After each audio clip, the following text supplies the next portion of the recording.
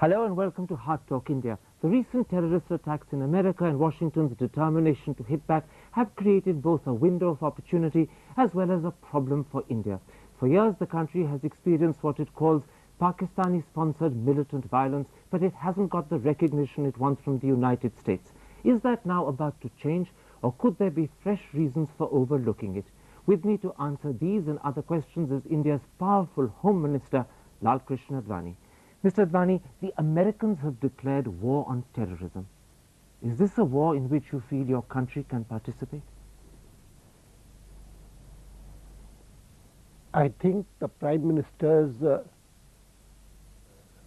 letter to the American President, his personal talk with him on telephone, has made it amply clear that we have always regarded terrorism as a global menace. And we have always, for the last 4 years that we've been in government, been pressing for a global response. And now that President Bush himself has said that he would like the international community to come together and fight this menace, India's response can only be positive. So you are, in a sense, shoulder to shoulder with America. That's right. In which case, with every passing day, it seems more and more likely that America is readying itself for a military strike against Afghanistan. What sort of steps are you prepared to take to assist them? After all, in this particular situation, America is in the vanguard. And so the precise course of events, the strategy which has to be evolved, has to be by America mainly. And in that context, we have already communicated to them that we would be willing to play our role. But you're waiting for specific requests. Is that your position? A request in general terms has been made. As Home Minister, I can say that in specific terms also, interchange of intelligence inputs has been requested, and we have agreed to that.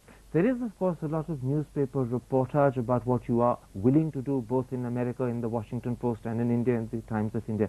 Can you confirm that your government is prepared to let American forces use Indian military bases, particularly 3 that are mentioned, Avandipur, Adampur, and Jamnagar? There has been no specific request in that regard, and no specific decision also has been taken by the government. We would respond as and when the time arises. Are you suggesting that you wouldn't be against making this facility available if they asked for it? Our assessment is that they may not need it. But if they do? It would be considered. In other words, you're not saying it's out of the question? I'm not saying anything. Okay. What about the possibility of the stationing of troops, whether American or multinational, on Indian soil? Would that be acceptable? It has not happened before, except once, perhaps in 63, 64, and I don't think any such need would arise. But as I have already said, that we regard the present situation as being a kind of situation we had been asking for, namely that the world realizes that it is not only India that is facing this evil, but a time may come when any country, other country of the world also may be in a similar predicament, and therefore we have been pressing for the last 4 years that there has to be a global strategy for it. And as you say, you're willing to play your role, that was your phrase, and the door is open to consider whatever America wants. There's no question of saying no beforehand. There's no question of saying either no or yes beforehand unless the specific proposal is put forth to us. After all, every country is very much concerned about its own sovereignty and about its own part in any decision taken which it seeks to implement. And as I said, in this particular matter, It all depends upon the nature of consultation that India is involved in when such a decision is taken. You're treading very cautiously, and in a sense that's understandable, but how much of this is conditioned by the fact that the left parties in particular, and some of your own allies in government like Samta and DMK, have reservations about the role India should play? Some parties have a reservation because inbuilt in their political thinking over decades has been a measure of anti-Americanism. But some other reservations have been expressed by people who are understandably very touchy about any invasions of national sovereignty, and in that regard even the government would be. Let me put it like this: if it came to a test of Indian support, would you be restricted and restrained by these sentiments, or would you tackle them head on and convince them of the need to support America? I think what has been said by the Prime Minister in his public utterance, in his public address to the nation, what has been communicated to America already, I think there are no doubts in the mind of America that in a battle against terrorism, India would not hesitate. Okay, let's then turn to the situation in Afghanistan. As America readies itself for attack, the Afghans are saying that this would be unjustified. They insist that the Taliban and Osama bin Laden in particular are not guilty of attacking America. From what's been told to you, do you believe the Americans have sufficient proof to hold bin Laden guilty?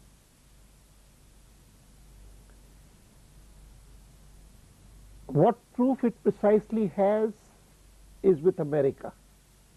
But the statements made till now, the media coverage of these events does make every Indian believe that it may be the truth. And you are one of those Indians? That's right.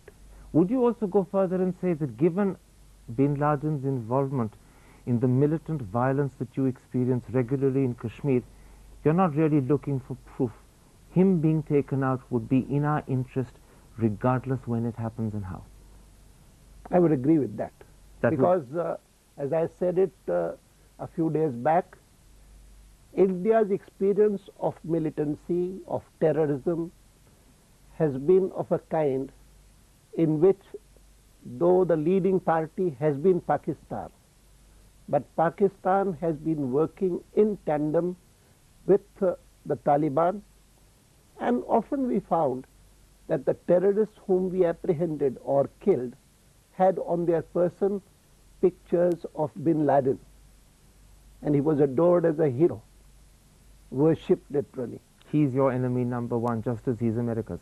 Our enemy number one is terrorism, irrespective of the country to which he belongs, irrespective of the country from which he operates. When this strike happens, would you prefer it to happen under the aegis of the United Nations, or would you be prepared to participate in an American-led initiative? This is a matter in which I would say that it would be better if it was the UN aegis. But I am also aware that in the United Nations there are countries which can exercise a veto, and therefore all these considerations have to be taken into account, which is at the moment in the lead. Let's come to Pakistan, because in a sense the situation around Pakistan is perhaps the most interesting from your point of view. The BBC has repeatedly reported that Pakistan has set conditions for its support to America. Colin Powell has said that he understands Pakistan's sensitivities. Yet the American ambassador in Delhi has said there are no conditions attached to Pakistani support. So what is the truth? The American ambassador has met the foreign minister, he's met me, and he has also strongly emphasized that the situation that America is facing today, it is not going to negotiate with any country, in terms of terms and conditions. And he gave me a categoric assurance that our fight is not against any specific country or a specific individual. Our fight is against terrorism. And I happened to go through one of the speeches made by the American president, and it struck me as very significant. When he visited Pentagon, President Bush, addressing the employees, said the focus right now is on Osama bin Laden. No question about it. He is the prime suspect and his organization. But there are other terrorists in the world.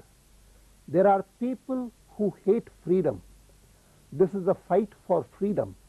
This is a fight to say to the freedom-loving people of the world, we will not allow ourselves to be terrorized by somebody who thinks they can hit and hide in some cave somewhere. It's very interesting that you should read out an excerpt from President Bush's speech, because it draws my mind directly to the anomalous paradox that General Musharraf finds himself in. On the one hand, he said, and I quote, "The world must unite to fight against terrorism in all its forms." On the other hand, Pakistan is involved in aiding, financing and supporting and perhaps abetting the militant action that India suffers from.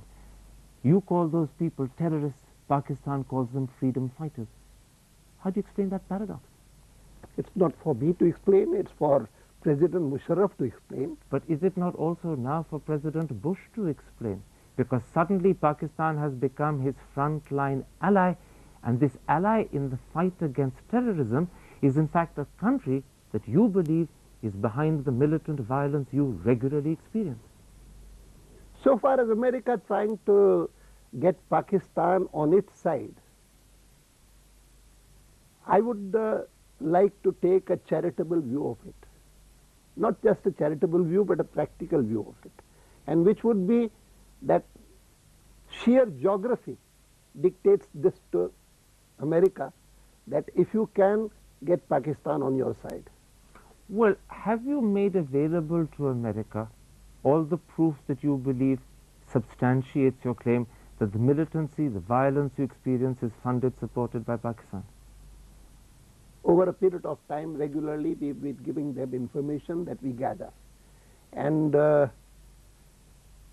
I would think that when General Musharraf visited India a couple of months back, my conversation with him, his pronouncements at the meeting he had with editors, they bear out amply what we believe is the approach of most countries who patronize and promote terrorism and try to justify it. But if you come back to the extract you read from President Bush, he said there are other forms of terrorism, America was concerned about them, and yet none of the Pakistani-based jihadi or militant groups like the Hizbul, the Harkat, the Lakshar, the Jaish-e-Mohammed or the Al-Badr are considered terrorist groups by America. Now, in your eyes, is that double standards?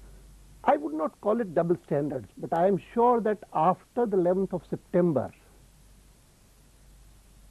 policymakers, decision makers in America would be thinking about all these issues. How do you and know at that? the present point of time, I would not, even while supporting America in its battle against terrorism, like to negotiate, like to strike deals. Maybe some in Pakistan may like to do so, not India. Let me put this to you. You say you wouldn't like to negotiate, you wouldn't like to strike deals, and I'm sure that's a sentiment that will be appreciated in Washington. Yet the truth of the matter is that despite what happened on September the 11th, America shows no sign in accepting your position that the Pakistan-based jihadi groups are in fact terrorist groups. There's no switch, there's no recognition of that. I'm not insisting on recognition at this point of time when I am aware that they know it. I do not doubt that they are oblivious of it, or they may condone, they may have condoned it in the past. But I don't think it would be Forgive the possible for interruption. them. You're saying something very interesting. You're saying they know it, yet they won't recognize it and admit it. So there are still double standards. Despite their own horrific experience, they won't acknowledge the problem you're facing. That's what you're really saying. I'm not saying that. I'm saying that after 11th September, understandably, their focus is on that country, that force which they regard as the principal suspect for the attack on the World Trade Center or on Pentagon. But as President Bush himself has indicated in his address to the Pentagon employees, there would come a time when something else may happen. Yes. If I am not leaving a secret, I can say that my conversation with the U.S. ambassador in New Delhi certainly was reassuring You in mean this regard. he actually gave you a specific assurance that after Afghanistan and Osama bin Laden have been handled, America will then turn towards the jihadi groups in Pakistan that you consider terrorists? As I said, I can only say it was reassuring, nothing beyond that. But you see, let me put to you a problem. It's not just that America refuses to recognize the groups that you consider terrorists as terrorists. It's that with every passing day, as the relationship between Pakistan and America gets closer and warmer, and as Pakistan becomes a central part of American concerns, America is going to be unlikely to want to ask awkward questions or to embarrass its new frontline ally. Well, so far as this frontline ally is concerned and its leader is concerned, his condition, the government's condition is totally unenviable. But I'm not talking about General Musharraf. I'm talking about your faith in America. You're expressing faith that they will turn around eventually and tackle your problem. I'm saying to you that their dependence on America may not permit it. It depends on so many factors. These things depend upon so many factors. At the moment, I do concede that the focus being on those who have perpetrated the outrage in America is understandable. That doesn't make me have misgivings in my own mind as to what would it be its attitude towards terrorists whom earlier it had ignored. So what you're saying is help America today in its hour of need, and they will definitely in due course later on turn and help us and recognize our problem too. That's what you're saying. I think when the President says that you cooperate with us, we'll cooperate with you, we have reason to take it on its face. But then what do you say to people who argue that it's not just that the present situation has given Pakistan a chance to rehabilitate and re-establish itself in American eyes, but at the same time, India's importance in Washington eyes, both diplomatically and strategically, is going to diminish? I don't think so. I don't think so, particularly because the bonds that bind America and India are really greater, not because of history. Pakistan's links with America have been because of history, because of the Cold War. But I think that the bonds of democracy and values that link India with America are more enduring, though national interests do sometimes dictate. And different that's what you're relying on. I'm relying on that. Let's come back briefly to Pakistan. It's become the new ally of America. It's pledged to join America in fight terrorism. Yet in July, when General Musharraf came to India, he gave you a categoric assurance that Dawood Ibrahim, who is wanted by you for the terrorist attacks that were perpetrated in Bombay in 1992-93, is not living in Pakistan. This month, the Pakistani magazine Newsline has in a substantial cover story proved him wrong. It appears that Ibrahim, according to the magazine, is living in the Karachi district of Clifton. Did the general deceive you? I think when I confronted him with this issue of Dawood Ibrahim, he first hesitated, and then when he said that he is not in Pakistan, I could see the faces of all the Pakistani officials sitting there along with him. And at least in one respect, Taliban is more forthright. They don't deny that bin Laden is in Afghanistan. They don't say that. And what a contrast it is insofar as General Musharraf is concerned. So you're saying, in fact, that he lied to you? Well, it's a choice of words. I would say that he was speaking a patent untruth. Have you made the Americans aware of it? Because at the very moment when they seem to be accepting him as an ally in the fight against terrorism, have you pointed out that he is sheltering and shielding someone you want for terrorism? He actually has, in this one instance, an Interpol and Europol red alert notice for him. I don't think this is the right time for rubbing in these points, and these points are known to the Americans.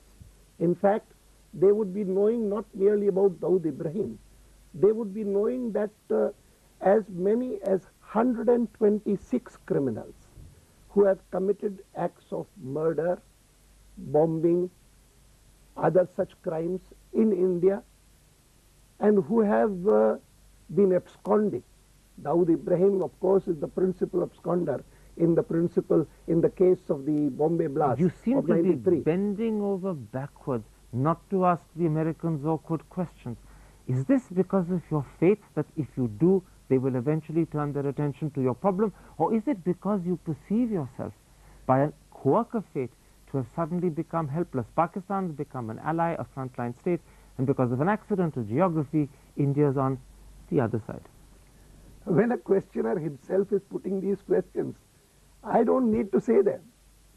It is the questioner who says that the General Musharraf is a liar. Why should I add to it? It's a fine question for me. But this contrast between what Afghanistan is saying about bin Laden and what Musharraf told me about Dawood Ibrahim is a contrast by itself. But you see, I am not at all hesitant about anything. But as I said at the beginning, this is not a time when in the battle against terrorism we are going to strike deals, we are going to negotiate, we are going to bargain. I can understand Pakistan's very curious position at the moment. Today Pakistan is virtually divided into the pro-jihadi forces and the anti-jihadi forces. And by a quirk of fate, General Musharraf, who only the other day called jihadis freedom fighters, may find himself at the head of the anti-jihadi forces in Pakistan. Let me ask you about him. Do you believe that this position that he's taken of committing himself to fight terrorism is a sincere position, or do you think he's only playing for time? No, he is not playing for time. He has hardly any option, because So he's sincere?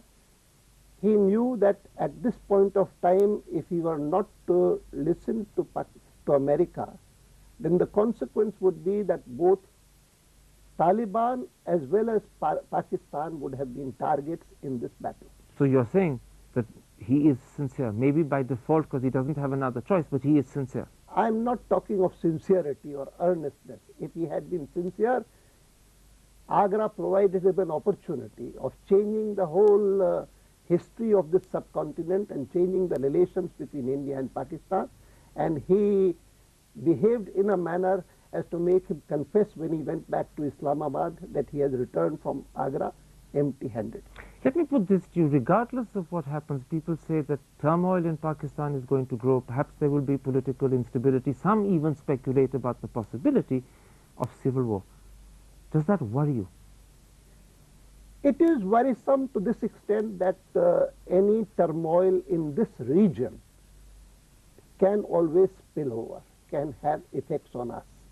But it is mainly a matter of concern for Pakistan. And does therefore, it is said that I said that his position today is totally unenviable. And does it worry you that perhaps the first major war of the 21st century could happen in the South Asian region, that the subcontinent could be the theater of devastation?